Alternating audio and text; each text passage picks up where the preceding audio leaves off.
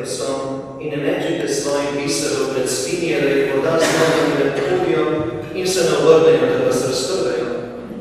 Vse, kar hočete, da bi ljudje storili vam, storite tudi vi njim. To je namreč postava in preroki. Vstopite skozi ozka vrata, zakaj široka so vrata, in prostorna je pot, ki drži v pogubo. In mnogo jih je, ki v pogubo hodijo po njej. Kako ozka so vrata in tesna je pot, ki drži v življenje. In malo jih je, ki jo najdejo. Poslušali smo Kristusovo evangelij.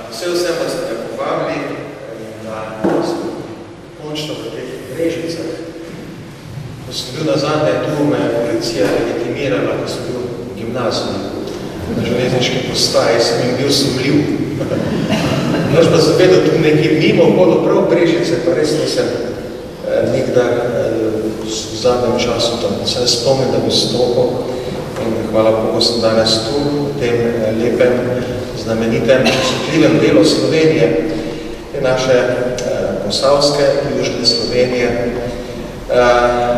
Da se poveselim z vami tega velikega bisera, ki je domovina. Tega bisera, ki je država, sej, lahko imaš tudi domovino, pa nimaš države. Recimo Katalonci, en narod v Španiji, ima domovino, nima pa države. So v španski državi. Ne? Mi imamo obojno, domovino in državo. Meje niso sicer enake, domovina je širša. Slovenci živijo tudi izven slovenske države, ampak imamo ta dar, ta biser, ki je država. In danes praznujemo dan državnosti. In kot je vodoma vaš župnik dejal, hvaležnost je na mesto. Ni kar tako preprosto, da imamo državo. Vidite, koliko narodov je v Evropi zginilo zadnjih 1000 let. Majhnih narodov. Niti več ne šteje. Smo pa pozabili na njih. Tatari so imeli svojo državo v srednjem veku, so bili močni, so vladali tam Krim, tam Južna Rusija, danes so ena manjšina, nihče se jih ne spominja. So zgubili domovino in še državo. In to bi se lahko tudi nam zgodilo. Zato se zavedamo, kak je biser je to. In da biserov ne gre metati svinjam, pravi Jezus. Svinje potem bisera niti ne pojejo. Zdaj, če vržeš svinje nekaj takega, da ona poje, dobro, potem je pač pojedla in je tisto šlo v meso in bo še ti nekaj od tega imel. Če pa pohodi, potaca, pravi Jezus, svinja bo potacala ta biser, da ne bo nič od njega. In še proti tebi se bo obrnil in te bo napadla, pravi Jezus. To je zanimivo, ne? Potem bo pa te napadla, pravi. Zakaj te bo napadla? Zato, ker ti sam sebe ne spoštuješ. Potem pa tvoj sovražnik dobi moč nad tabo. Če ti sam sebe imaš rad, se predaš svojim nasprotnikom in te napadejo. Če ti začneš umirati, ker si slabodnik kot narod, kot država, ker si slabodnik, ker se tega da živeti, ker si prelen, ker nimaš narodne zavesti, ker živiš samo danes na jutri, samo za sebe, egoistično, postaneš bolnik. In ko se pojavi bolnik, tudi jasne bi dvignejo glave.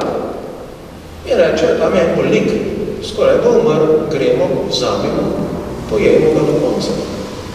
Zasedimo njegov prostor. In tako se lahko zgubi ena domovina, tako se lahko zgubi država. Zlasti zdaj, ko so časi taki, kot vidite, se je v Evropi začela huda vojna in napoveduje eni še hujšo vojno, Vidite, ko so začne te vojne razmere, samo drugo svetovno vojno pogledajte, kako, bi rekel, neki mednarodni dogovori, tudi mednarodno dogovorjene meje, lahko naenkrat počijo in ne veljajo. In se karte na novo premešajo. In zato nismo v tako mirnih časih, da bi brezskrbno zrli v nebo, pa misli, da bo vse v redu. Zgubimo lahko domovino, zgubimo lahko ta biser. Zato bodi na mesto naš pravilni odnos do države.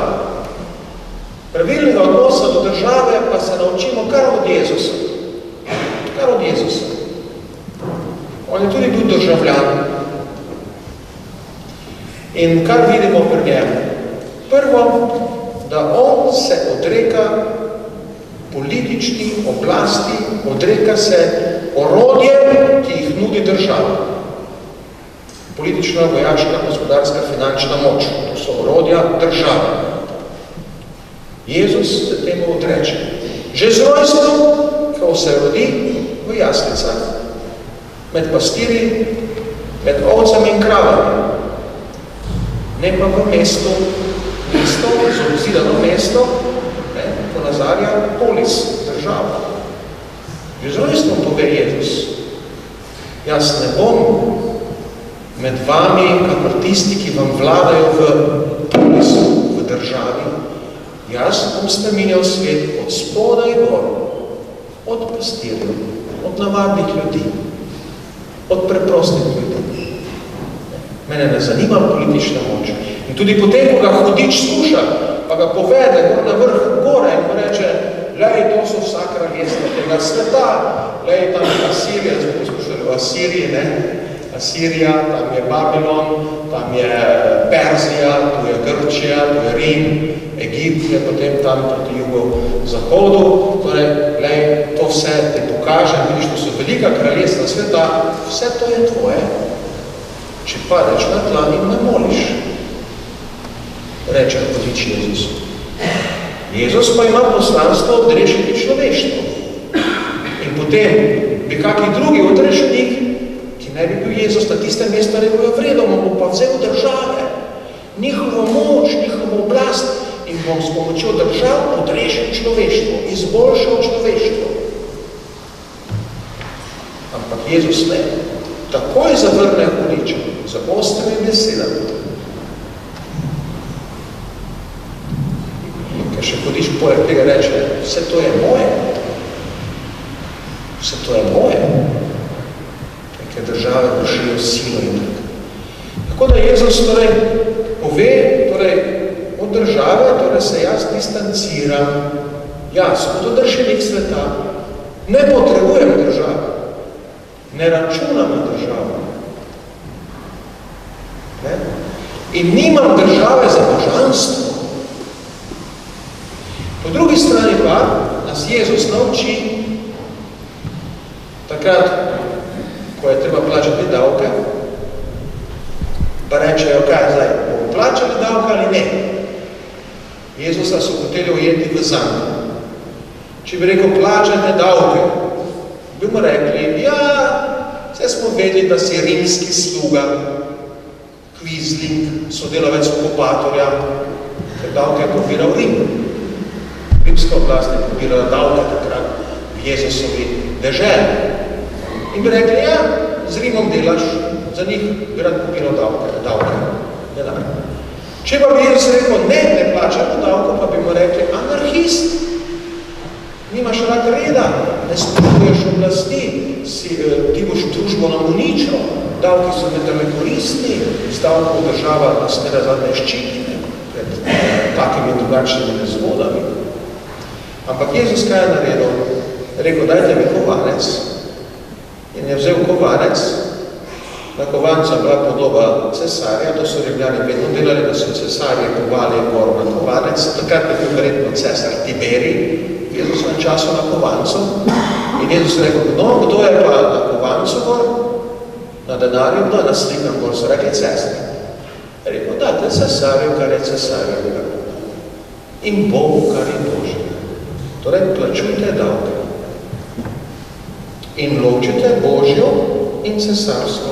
Cesar ni Bog, država ni božanstvo, vse eno pa jo zelo spoštujemo.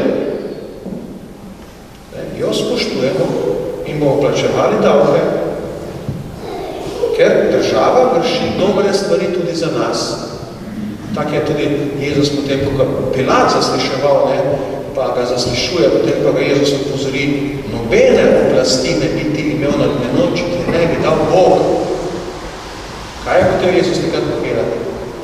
Vsaka politična oblast je nekako dovoljena od Boga. Bog je vrhovni upravitelj stvarstva. Mi smo pa njegovi sodelavci. Delavci in kmetje sodelujete z Bogom stvarnikom, ko delate zemljo, ko kujete neko stvar v delavnici, švasate, ko delate neki proizvod, ko prodajate. To je sodelovanje z Bogom stvarnikom. Podobno politik, poglavar, vladar sodeluje z Bogom, ko dela za skupno dobro.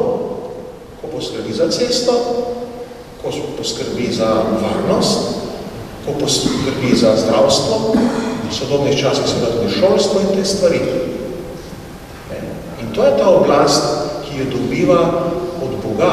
On zdaj sodeluje, nekako nadaljuje Božje delo upravljanja tega sveta. In mi mu to priznamo. Zato so kristjani po Jezusovem zgledu vedno molili za oblastnike. Tudi takrat, ko so jih oblastniki preganjali, so jih spoštovali kot oblastnike. Ker vršijo vendarle neko pozitivno delo v družbi. Tako torej, da vemo, kaj je to država in da se kot kristjani znamo postavljati nasproti državi in da je ne malikujemo. Da je ne malikujemo. Pred tabernaklom pokleknemo, pred najsvetejšim pokleknemo, pred zastavo ne pokleknemo. Zastava ni Bog. Zastava je simbol, sveti simbol. Zastava se pa poklonimo. Ne gremo pa v, tako rekoč, častilni poklon. Častilni poklon je samo za Boga.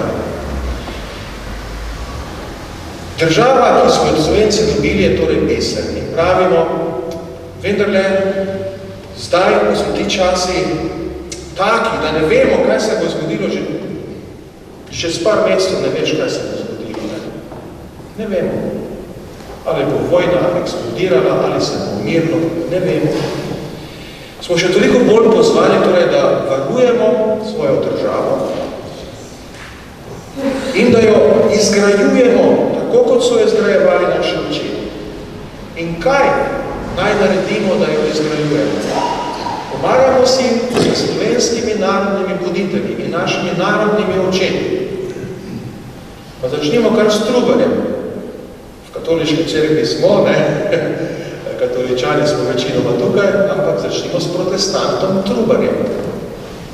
In z njegovo idejo, sveto idejo, da je slovenski narod sposoben pisati in brati in se s pomočjo pisave in branja približati Bogu. Zato je Trubar naredil katekizem in tisti abecednik, da bi se ljudje naučili brati in pisati, ampak brati Božjo besedo.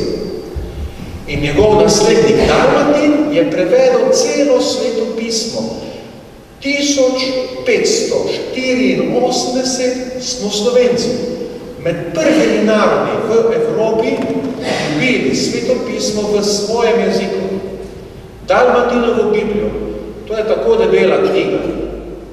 Če je ministrant, dam kakemu ministrantu v roke, je to skoraj ga malo zaneslo, ker je težka.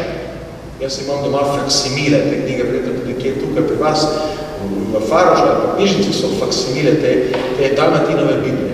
In ko tisto knjigo primeš v roko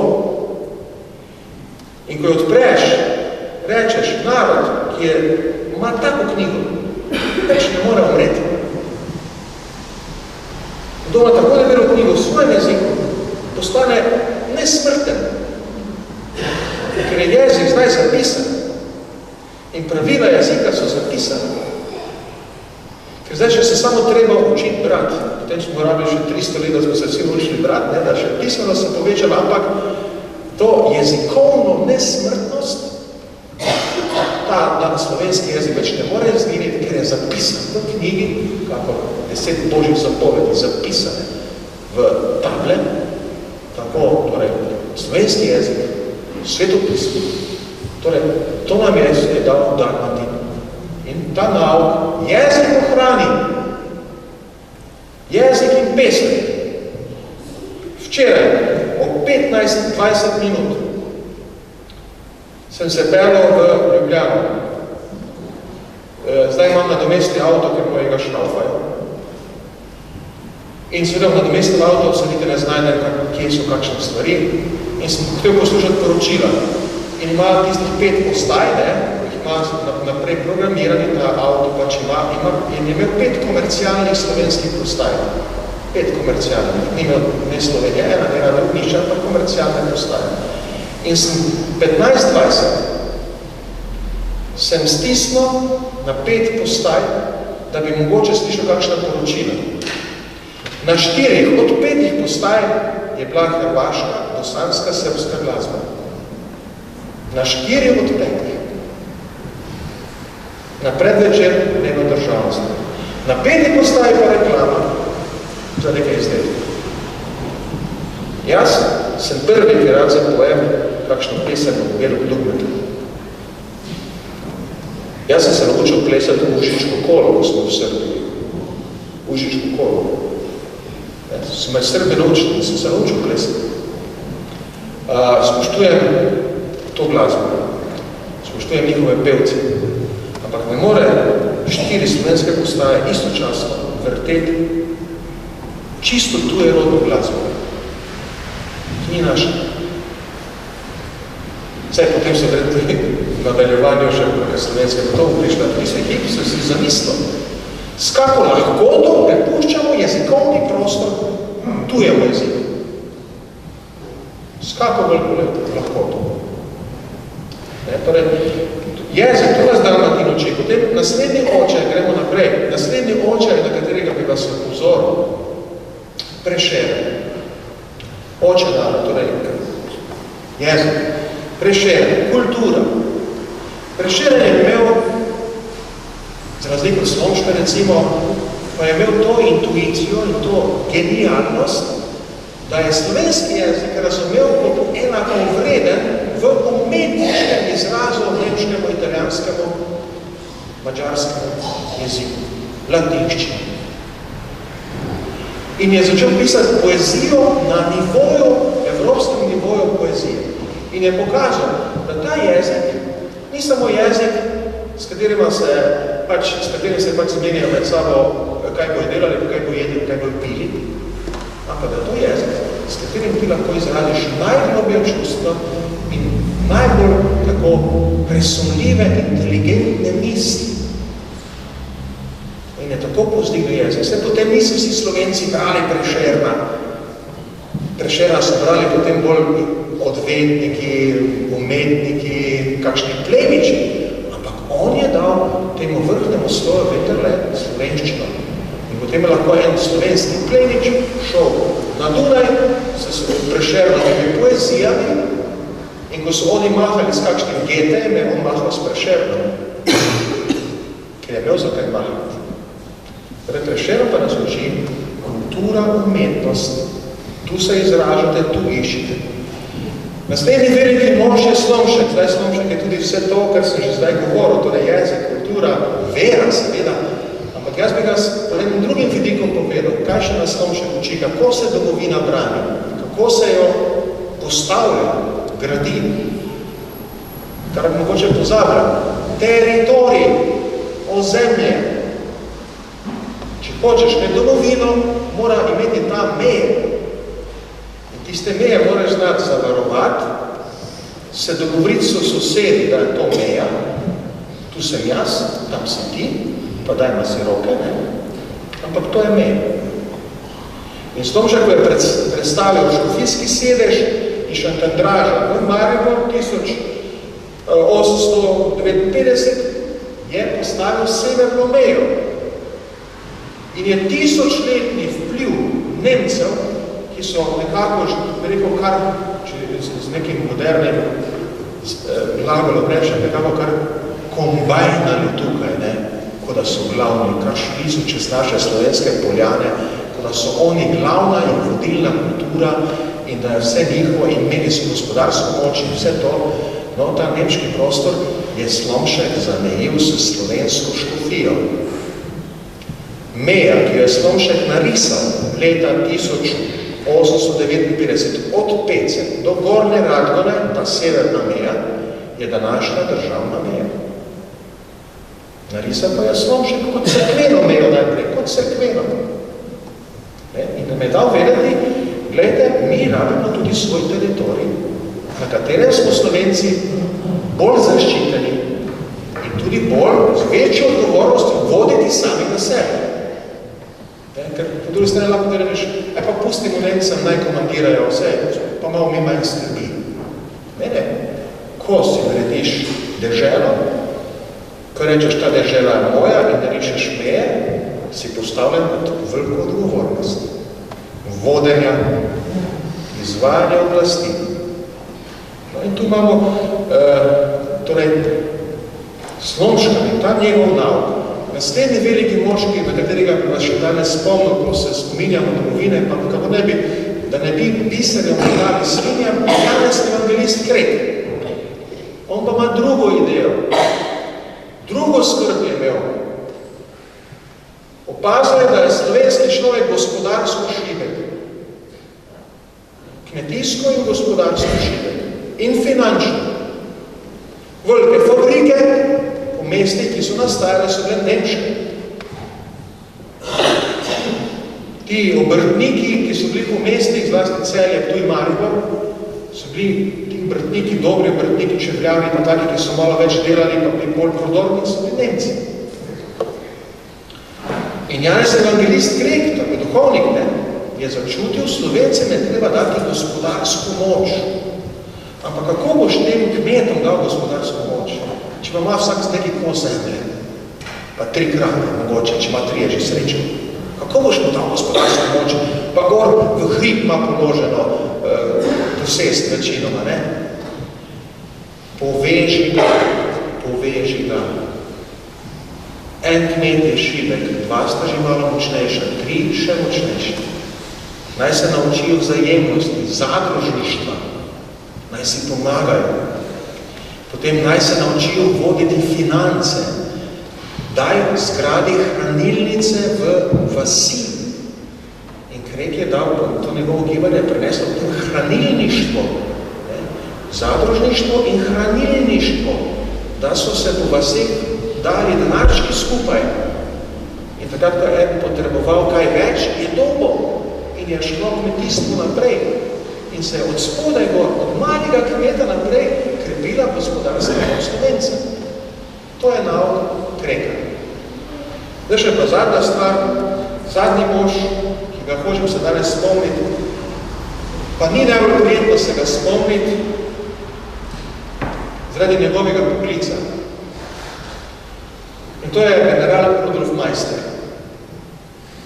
Ko torej ti začneš državo graditi, pa zavaruješ jezik, krepiš jezik, kulturo, umetnost, duhovnost, pa gospodarstvo začneš krepiti.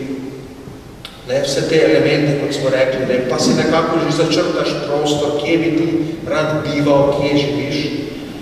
Potem pride tudi trenutek, ko moraš biti sposoben to obraniti z mečem. Vojaška sposobnost. In tudi tu je slovenski človek pokazal eno posebno vojaško genialnost. Mali narod je lahko vojaško uspešen. Tudi mali narod je lahko vojaško uspešen. S premišljeno akcijo in z velikim pogumom. In nam je potem še Meister s to akcijo, ko je zavaroval severno mejo, dokončno nekako oblikoval ta recimo štajerski del domovine. In tudi danes, kakorkoli se to težko sliši, pa jaz ne bi rad tu zdaj na mašnem plašču to govoril, ker smo v sveti maši. Ampak tudi fantje danes morajo biti sposobni biti vojščani. Za takrat, ko je sila. Tudi to je del izgradnje domovine. Tako torej, naj nam bo lep današnji praznik.